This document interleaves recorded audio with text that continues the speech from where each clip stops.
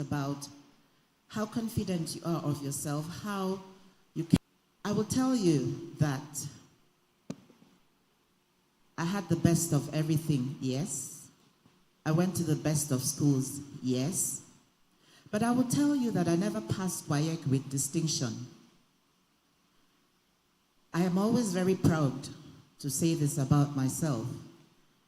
I took WAEC, what do people call SS3 now. I took it twice, and I never had more than, what's that thing they call it? There's distinction, there's what, and what. Credits? I never passed. So I had to combine my 2 WAEC results to go to do A-levels. I did A-levels. I never passed with A or B or C or D. And I repeated that twice. And all I could pass with was E, E, and E. That's the truth. But I never gave up. I had parents who supported me. I had parents who saw that having a distinction is not just all.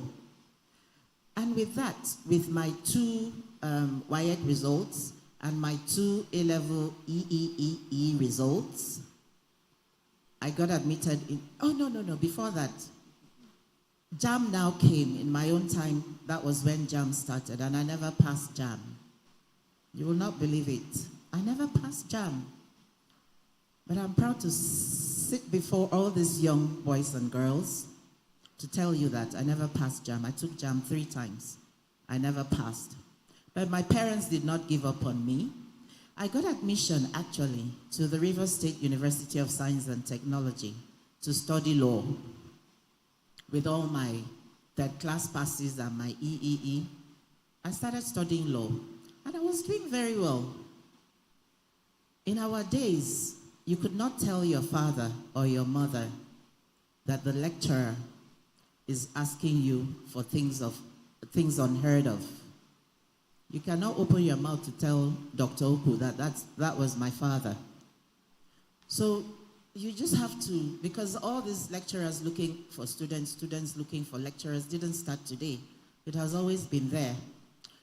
And when I got to my 3rd year, the dean of the Faculty of Law said to me, Ekanemoku, that was my maiden name, you show off too much.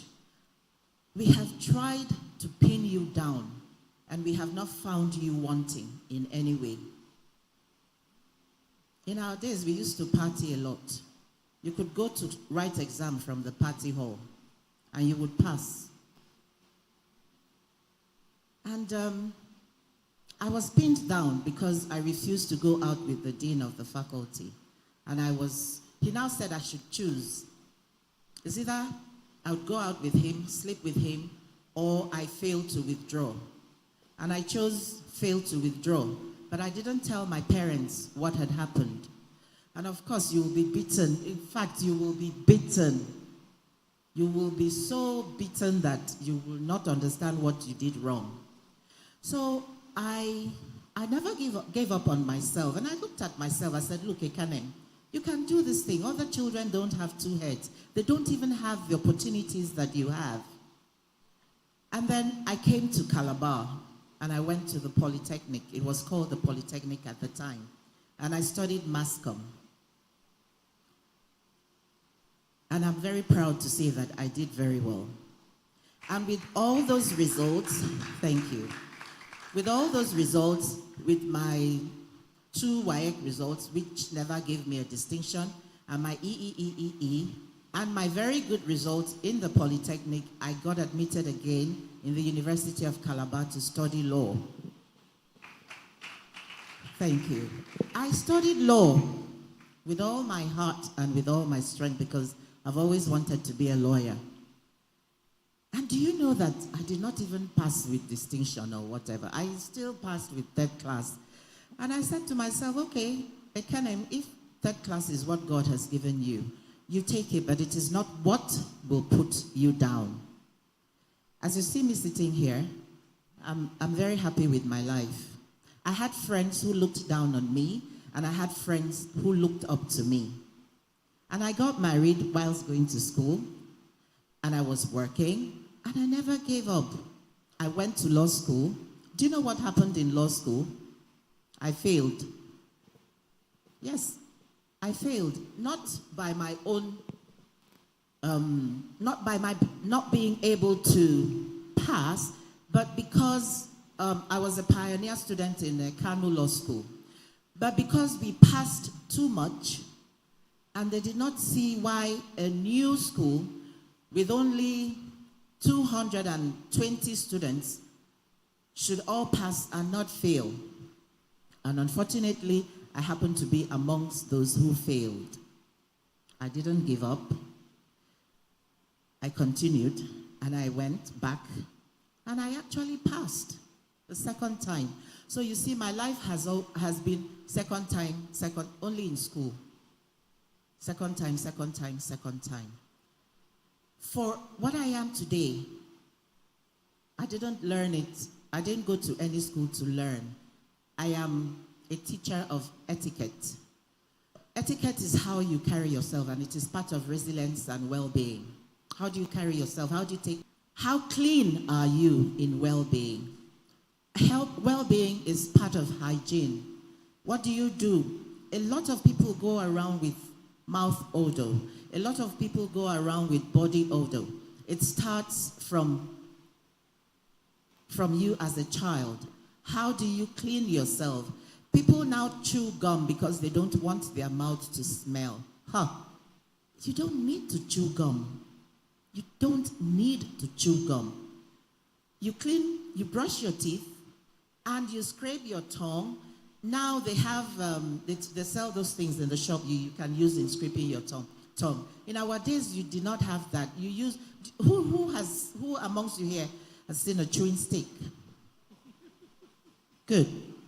You will chew the chewing stick and use it to scrape your tongue. You chew the chewing stick and use it to brush your teeth before you use the toothbrush and the toothpaste. That was how we were trained. So you can never have mouth odor. And then body odor starts from when you are young. You don't take your bath.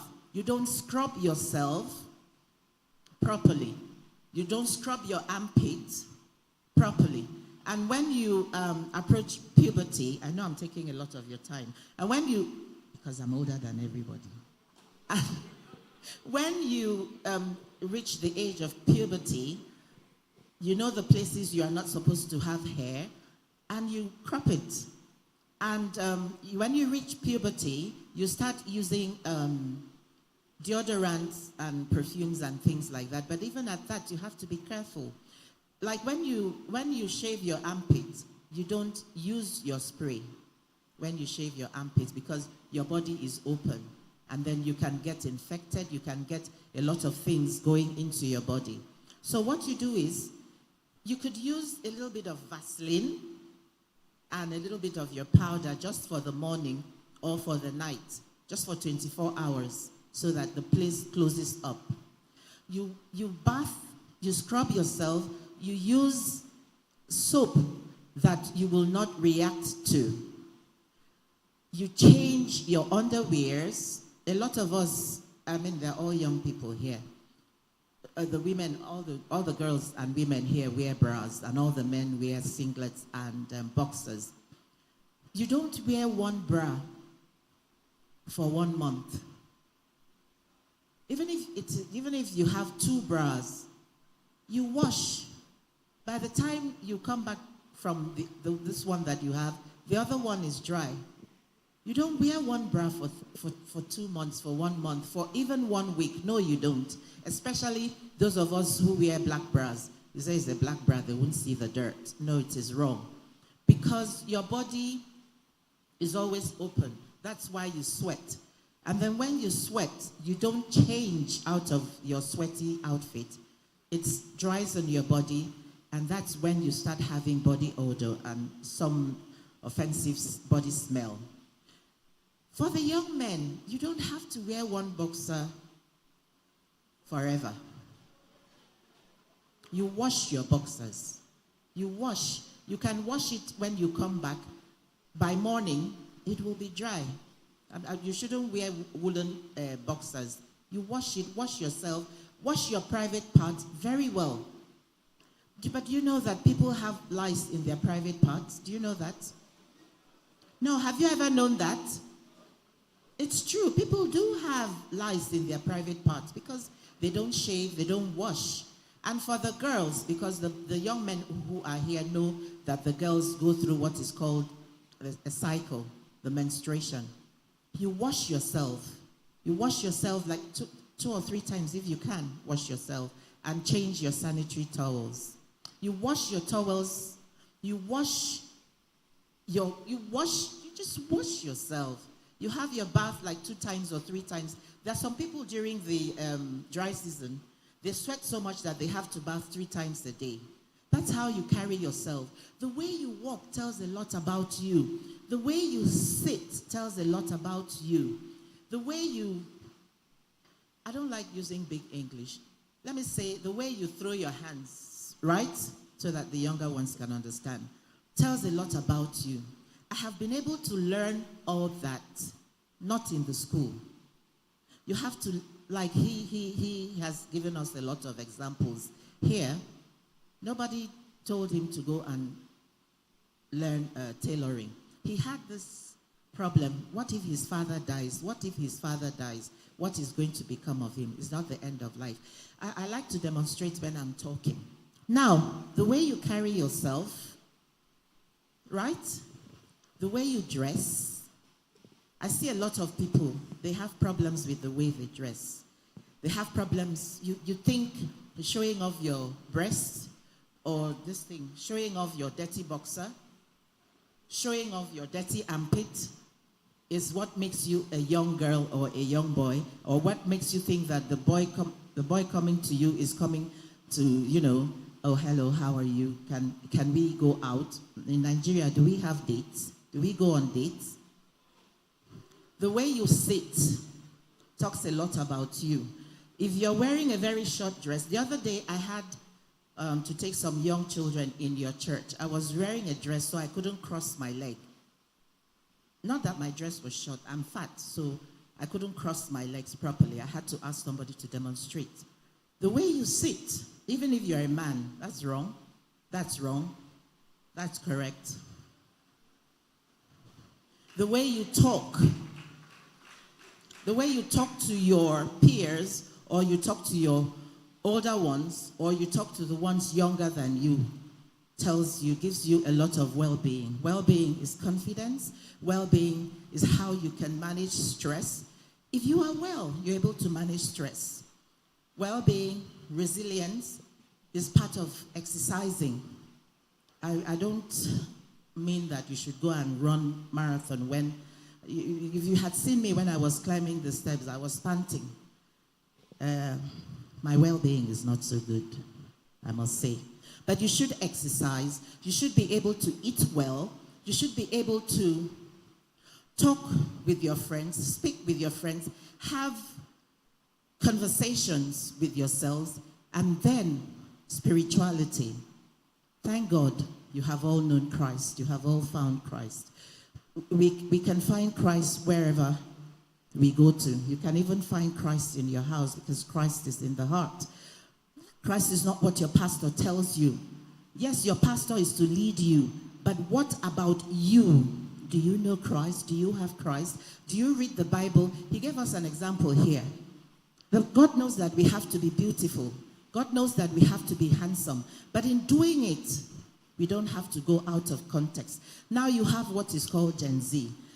I cannot imagine myself or my brothers having to, I am not judging anybody, having to plait their hair or wear earrings to go and stand in front of Dr. Oku and want something, or Mrs. Oku and want something. That will be the end of your life in that house. Or, for me, to pierce my nose, and what else? That thing some girls have, and even boys to have it in their tongue. You pierce your tongue, you pierce your eyebrow, you pierce. You don't know what happens at the end of the day. At the end of the day, with all the infection and everything, because you're opening up your whole body, your mother is now the witch, your father is the witch, that your auntie who has never come to Calabar. So when we are doing all these things, we should remember well-being. We should remember, because we don't have confidence, and that's why we are copying people. Because we cannot stand when we are challenged. That's why we are doing drugs. You think if you puff, it makes you, yes, you can face that pastor today. That pastor is going to see me today out. No. It brings you down. I don't have time. But my dear young ones, there's much more to life than watching Davido. There's much more to life. In our days, it used to be Michael Jackson and all those funny people. There's much more to life. Who are you and what are you? What are you yourself? I have been through a lot. For me to be able to stand here and tell you about myself, and I have told you that I am very proud of who I have become. Very, very proud of who I have become. How do you carry yourself? How do you keep yourself clean? How do you talk to your parents? How do you talk to your friends? You see a girl for the first time. You're off. I must sleep with that girl. Even in church, it happens. No, that's not the first thing.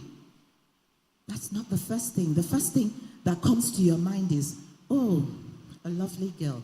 What is she doing? How is she doing? Is she all right? No, not to want to sleep with her. Or not because Mama Nora wears trousers and you want to wear trousers like Mama Nora, but you don't wear it the way she wears it. You don't have to copy somebody to be somebody. I am somebody today by my standards. I don't know what other people think. I couldn't be bothered. Because of my resilience. Because of my well-being. Because I want to live this life that Christ has given me. It's not your mom who gave you life. If Christ didn't give life to your mom to have life to give to you, or your father, you won't have life yourself. Life is beautiful. In Christ, life is beautiful. Socially, life is beautiful. Economically, life is beautiful. Financially, life is beautiful. But it is how you carry yourself. First things first, keep yourself clean. Be clean in and out. Inside your thoughts, be clean. Inside your mind, be clean. And then you have confidence. You can dress the way you want, not because Senator Otu, our governor, is dressing that way. He has money you don't have. So wear what you can afford. What your a lot of you are living with your parents. What your parents can afford. Look at a young man here who went through life without his parents. I've always had my parents. As old as I am, my mother died last year, so I'm now an orphan. Last year, January, I was not an orphan. As old as I am.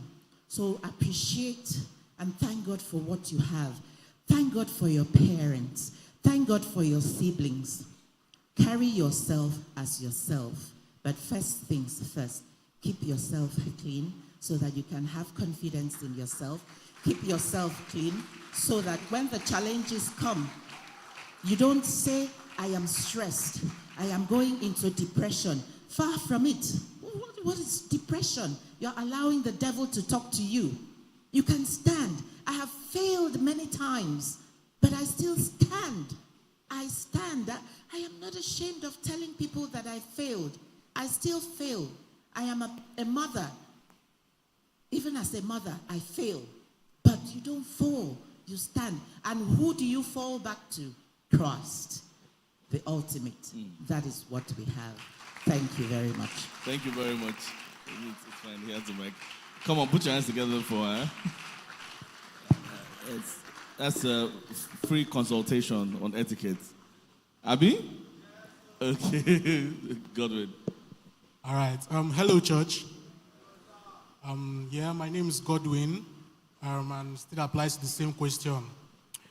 But let me say, in 2013, I used to come to Grace Consulate for first-timers food. So I can say that I'm a product of resilience and responsibility, right? Because we've come a long way. So first of all, let me say, as a Nigerian youth, the only thing, especially if you're from the middle class to the lower class, the only thing you're born into this world with, as a Nigerian, is resilience. Because that is all that is going to matter at the end of the day. Responsibility is how you then take that natural gift you have and then grow from there. Let me put it this way. Resilience is the how, responsibility is the why. And I think I have 4 points that will help you understand it very well. Number one, the idea of first principles. Understand this very well because at the end of the day, this is what might actually save your life. So the idea of first principles, what is first, basically means the basic idea from whatever you are running on, the fundamentals, right? For example, you are a tailor, then the first principles you should have is understanding fabrics, right? You are an exporter, then your first principles that you should go and understand is how the policies of Nigerian export work. Most people these days, they will just wake up and say, I want to do a business. They have the capital, they have, say, 10 million naira, then they go and do their business.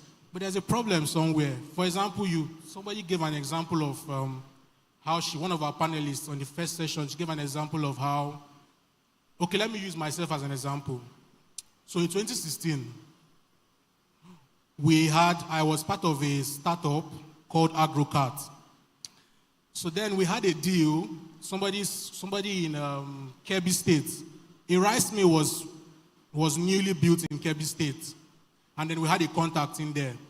And he said, look, if you guys can, we really need rice in this mill. If you guys can bring rice, we would buy it. But there are certain standards when it comes to quality and all that. This was very lucrative. I mean, we saw ourselves making millions as a startup, we didn't need any investor. We just had to, facilitate this deal. And then we were in the gold. So we ran around. But the problem was that we did not have capital. We could not get the rice from the farmers to the mill. We could not pay for transport.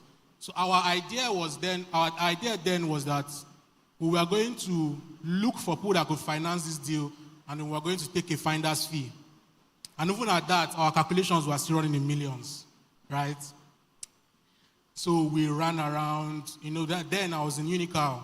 At some point, when I was in Agriculture, I stopped focusing on school, So we ran around, looked for capital. There was nobody that was willing to pay us, that was willing to help us, especially in Calabar, as at that time. So then I was in ISEC. I don't know if anyone has heard of ISEC. So we had a couple of alumni that were well-to-do. Even one of them was a big magnate in the agro industry. So I was connected to him. And then the idea was that as an ISECer, if you go to another ISECer, you would for a deal or for a job or for whatever, you would definitely get it. Because the idea was that ISECers were solution-oriented, global citizens, da-da-da. So the man was in Lagos. So at the end of the day, they elected that I would be the one to go to Lagos and present this deal to him. We had done I wouldn't say we did our due diligence. We just did surface work, and the money was inviting. So we went to Lagos. After 3 weeks of being in Lagos, trying to book an appointment, the man is always busy, I can't meet you. He finally caved and said, okay, come to the office. So that day I went to the office arrogantly, this deal, whoever I give it to, you must accept and give and, facilitate it, and we're going to make money. So we got to his office. I got to his office that day, kept waiting, all that stuff. Then we finally got to the meeting, to his boardroom for the meeting. In the meeting, he called his chief financial officer, he called his chief operations, and then himself plus myself.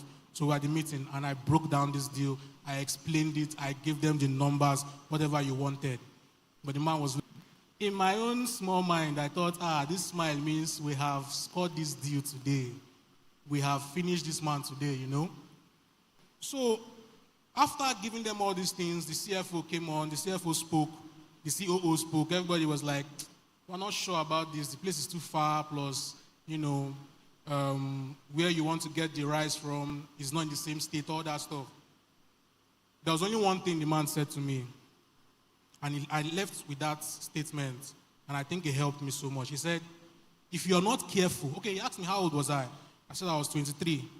He said, if you're not careful, before 25 or before you're 26, you will be in crippling debt. I was angry at that statement, but it took me a year and a half to finally understand what he meant. If he had put money into that rice at that time, because we did not have knowledge of what was going on, we would have lost immensely. First of all, the mill might not have collected our rice because we probably would have brought low quality. The farmers would have probably given us their worst rice, as is usually done when you're not experienced. I finally got to understand that. So what I'm trying to say is that the man who I went to meet understood the first principles of supply. He might not have been interested in your rice or the deal, but he understood when it comes to agro supply, he understood the first principles.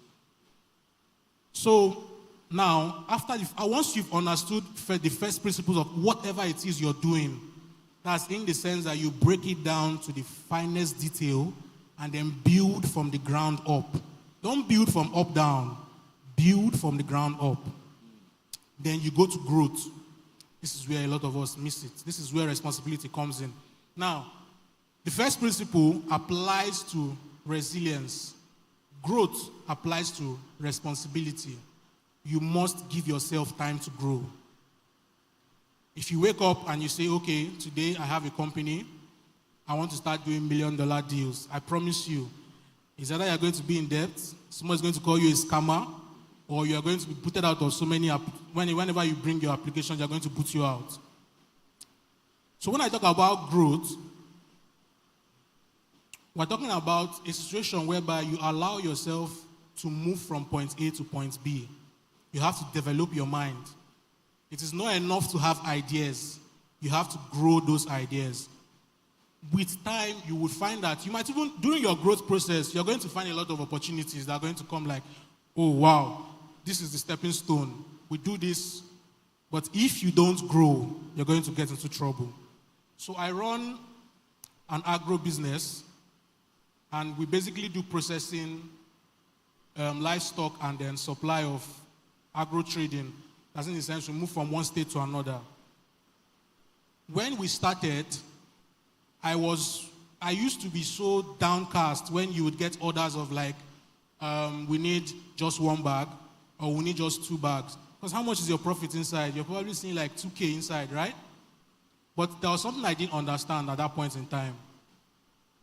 That was my growth phase in that particular aspect.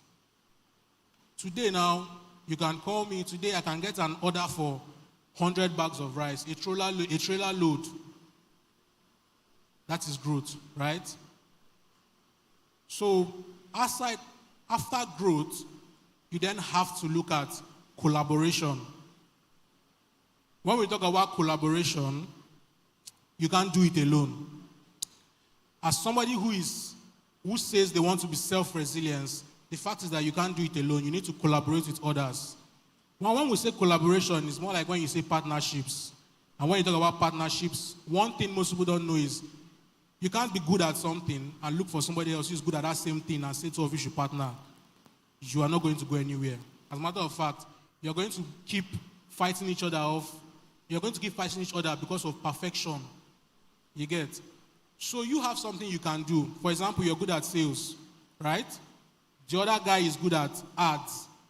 You can partner with the guy that is good at ads. Make your own pitch videos and give him to run the ads. If you are good at sales but you're not good at ads, you don't know how to reach people. Trust me, you're going to make a very beautiful sales pitch, but your ads are not going to go anywhere. You're not going to attract the right customers. So that's it.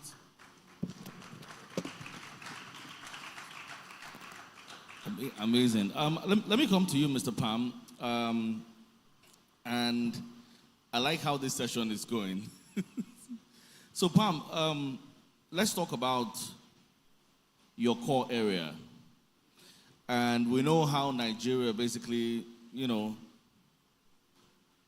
how the scene is and how young people always complain about stuff and how overwhelming life can get. And I know that you also get to have these conversations with them. So let's talk about practical steps, right? What practical steps would you recommend for one to follow to follow and stay grounded when life feels overwhelming? Okay. So thank you for that beautiful question. So for one to stay strong, even regardless of life challenges, there are some things one has to do.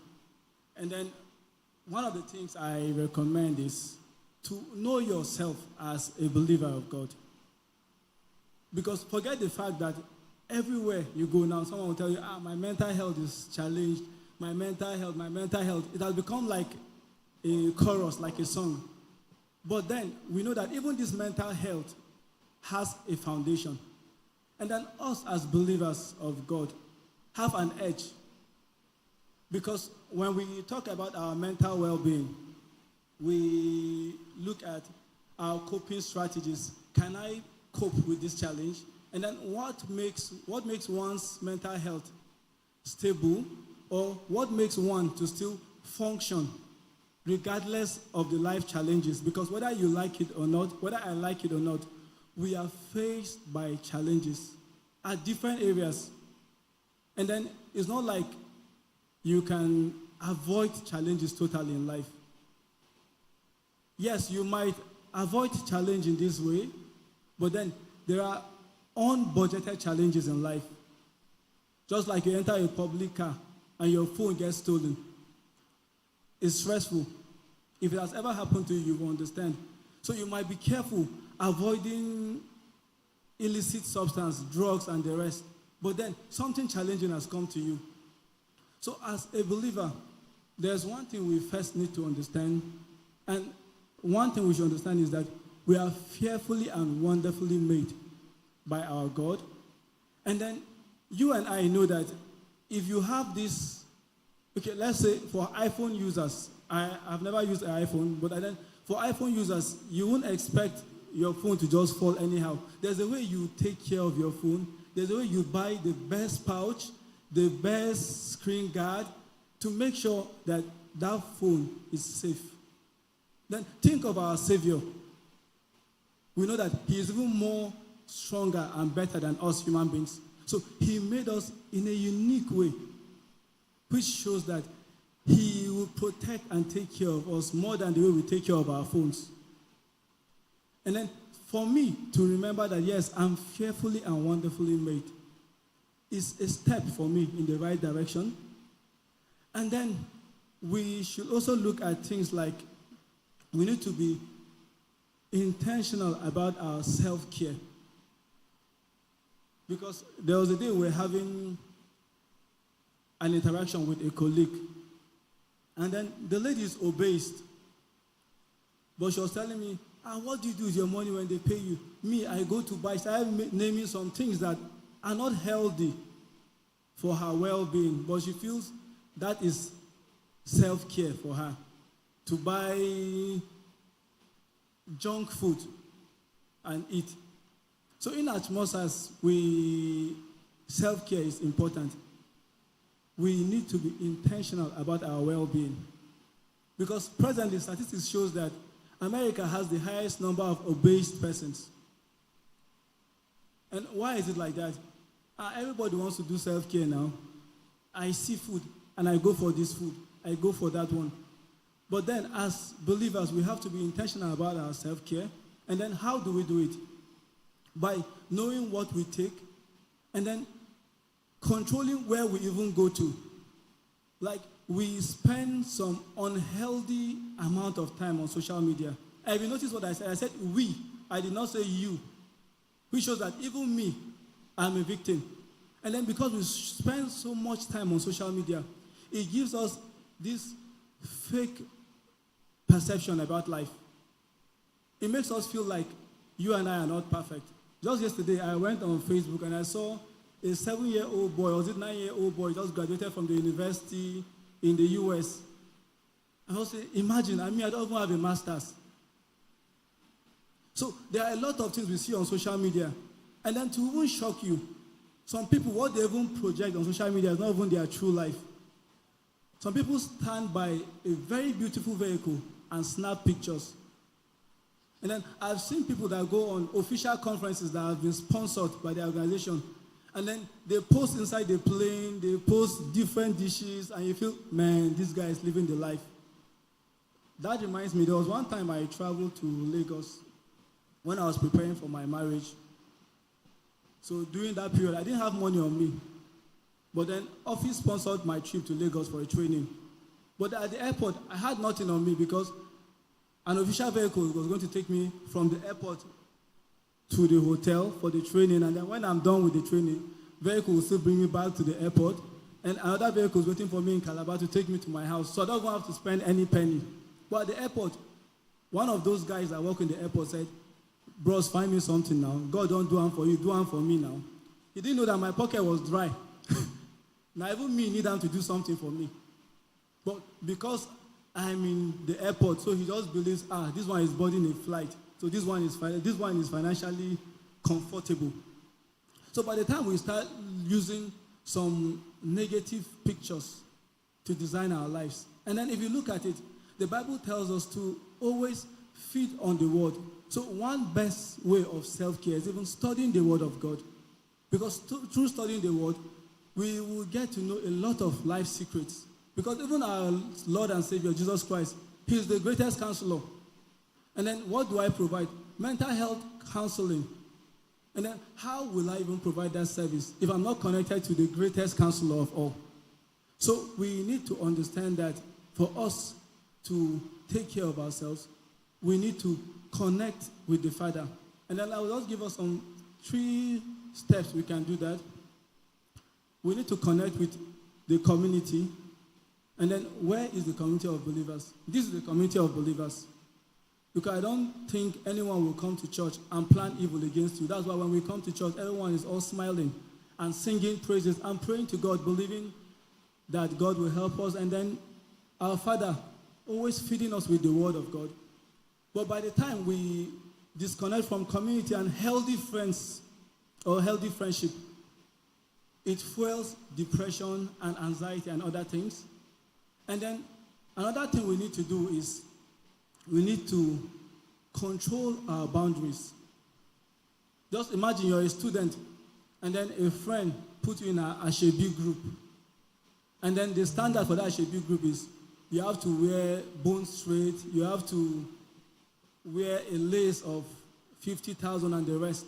I know you can't afford that. But waiting my girls will talk.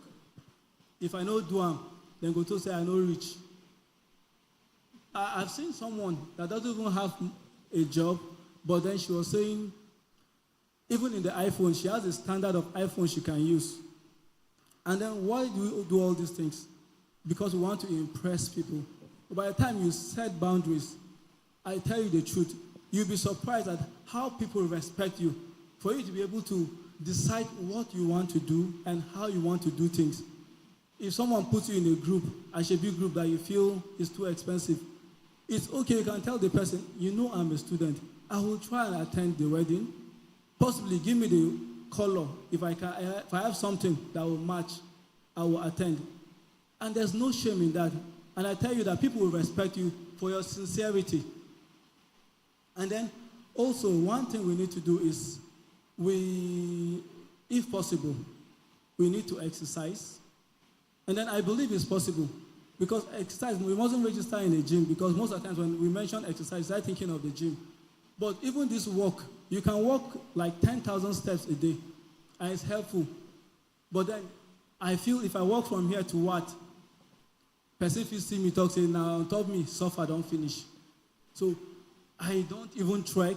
I don't do anything that is exercising. And if you look at it, our forefathers were very healthy because they go to the farm and they work on the farm. But most of us, you and I, we sit most time of our lives, we spend it sitting down, and it's not healthy for us. So if we do some things like this, it will be very helpful for us, and it even informs our thinking. Because if you connect with the community, with the church, and you build yourself through the word of God and prayer, and then you're able to set boundaries, so there's no unnecessary pressure on you. And even if person go laugh you, say, you know, if you afford something, see, you've been using this phone since last year. Me, I change phone every 3 weeks. It doesn't change anything. Like, I know there was a point, you know, say I black, rich. Even if I know talk, I'm gonna see him. So when I was growing up, some friends would pick on me. They call me Blackie. But I tell them, there is no night my skin has woken me up with pains because I'm black. I sleep peacefully. So why should I worry myself? And I won't tell them, you know, say, if you buy your skin color from market, but my own, you know, if you buy them from market. That's just strange. But then, you need to build resilience. And then you need to speak to yourself. I would have loved to say more, but then I would love every other person to talk. So thank you very much. Amazing. Good stuff. All right. I hope that we have questions. If you have questions, just write them down. We're going to take them after this round of questions. So, Madam, I want to ask you a personal question, yeah? And it's two-pronged. Now, first off, I want you to share with us some personal values, right, that have kept you going, that have kept you resilient, you know, kept you going, and what personal responsibility, you know, drives you to do what you do and constantly do it. And then I also want you to share with us, if you had the opportunity, connecting the dots now, looking backward and connecting the dots, everything that happened at a second time, if you had the opportunity to change anything, would you change it and make it happen at the first time, or you're okay that it happened for a particular reason to get you where you are? Thank you very much for that. I will start from what you just said now. I don't think I would want to change. I think what I have been through in life has made me what I am and who I am today. Because what I have gone through in my life shows resilience and shows responsibility. Resilience because I have been able to stand the test of time. I have been able to forge ahead because I have remained focused, because I have refused. I tell you, most of my friends are professors. Most of my friends, I don't have a master's. I couldn't be bothered. It hasn't changed me. It hasn't made me to slim down. I'm still fat. I don't have PhD. It hasn't made me stupid. It hasn't made me to want to, I don't even have the money. No, I have the money. But I will not spend it trying to become a professor or trying to have a doctorate degree. I'd rather be the way I am so that when people see me, they're like, this woman, she doesn't have a master's, she doesn't have PhD, she's not a professor. How does she manage? Because I have remained focused, because I am happy with who I am. I am happy with the way I have turned out. I'm not the best of persons. I'm not perfect. I didn't say I'm perfect. I'm not perfect, but I like to use myself as an example when I am addressing the younger ones. Hold your head high. Believe in yourself. That is what has helped me. A lot of people tell me, when they see me for the first time and they hear me speak, they're like, this one, she has lived abroad all her life. I have never lived abroad. This is from training. When I was young, I don't know whether you people do that in schools anymore. We used to have, in our English class, you learn how to speak by listening to the BBC radio, right? That's how you learn how to speak, not Voice of America. You know, the American English is different from the British English, and we are more British. That's how I taught myself. No, not me. That's how my parents taught me. Because all my life I have wanted to be somebody in the limelight. I actually wanted to be a diplomat, but that wasn't possible. And then I wanted to be a broadcaster. That wasn't possible either. And I wanted to be a lawyer. At a point, it was not possible. So I fell back to being a public relations officer. Being a public relations officer, you must have confidence in yourself. You must be able to comport yourself because you are the eye of wherever it is you are. I have been the eye of University of Calabar Teaching Hospital for 35 years. And that is a lot. How do you get management to believe in what you are telling them? But you have to believe in yourself first.